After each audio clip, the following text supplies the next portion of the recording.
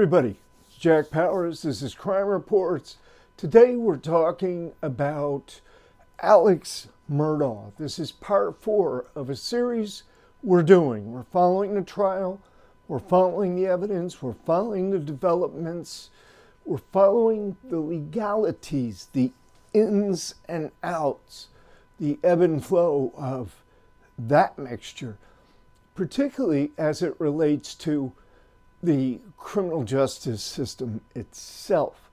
Because here we're seeing some really eye-opening demonstrations of how things actually work. I mean, anybody that gives this trial, this defendant, this defense, this prosecution, this, courthouse, if people look at this in the big picture, it highlights exactly what we already know about society and some of the challenges that we faced and still face in terms of like crime and punishment, favoritism, bias, racial prejudice, whatever you want to call it. It is there. But I digress a little bit just to say this. From my own experience, I've seen that the mechanisms of the criminal justice system in the United States, depending on where it is, but the mechanisms are basically all the same. And you can generally see how the whole thing works, generally speaking, if you know what it is, if you know that it's a machine. And mainly it is. It's a process, just like you'd process meat or anything, any product. It's just like you'd process it. You go through a series of steps, and that's what they actually call it, processing. So right now, Alec's Murdaugh is being processed. He's already been in jail for a while. His bond is set. I think it's like a record amount or something. He's not going to get out of jail. He's not getting out of jail. He said in one of his telephone interviews that was recorded and released to the public, he stated that he had won this gambling pool, right? This ticket. He hit 9 out of 11 on it. He said he won 6 soups and 4 beef sticks and 13 items in all, because I guess there's 13 people in that cell block. But he's in a comfortable little county jail. He's comfortable. He's comfortable there. Trust me, he's comfortable. And he's already pretty much accepted that he's going to be in confinement for a while.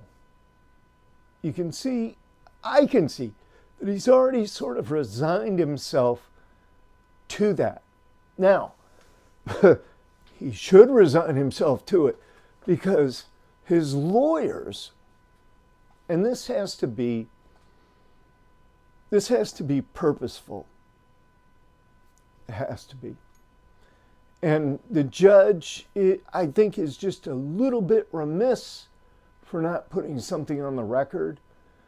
For example, when defense counsel admitted that the prosecution, the state, had showed that Alex was at the kennels within close proximity to the time of the murders. That's basically what he confessed.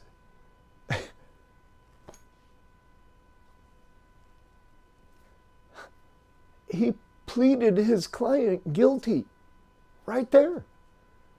by doing that. That's ineffective assistance of counsel all day long. That lawyer, I'm telling you right now,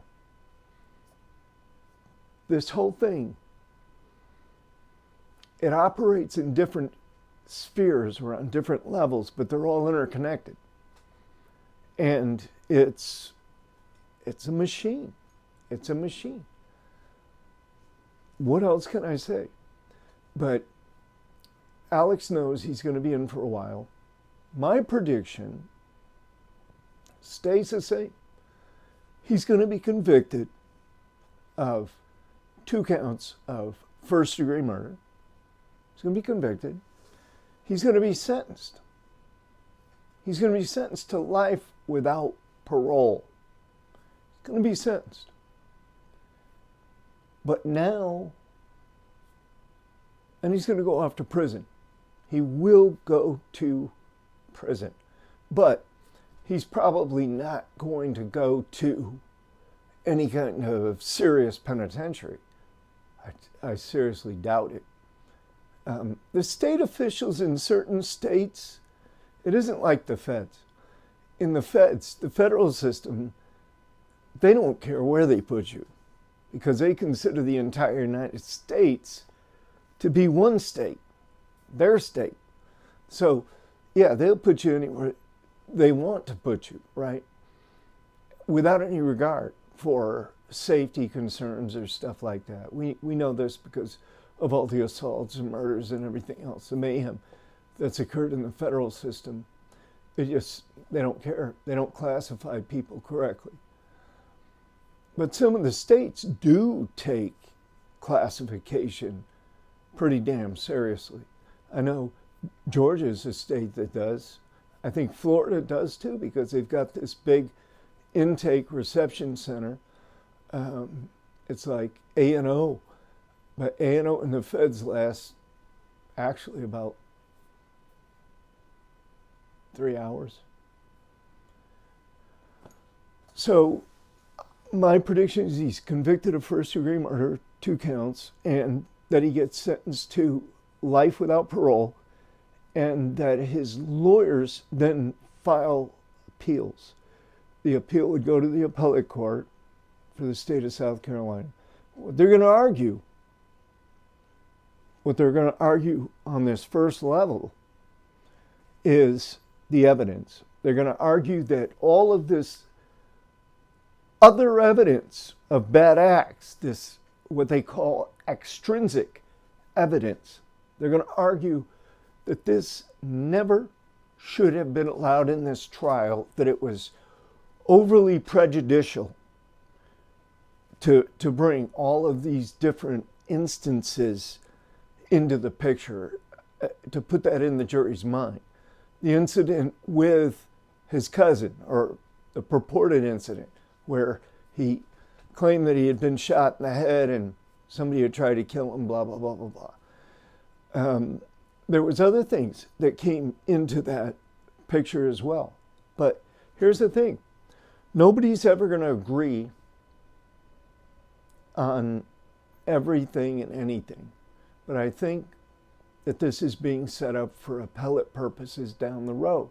And I think 5, 8, 10, maybe 15 years from now, you're going to see Richard Alexander Murdaugh back in court. You're going to see him back in court to be resentenced.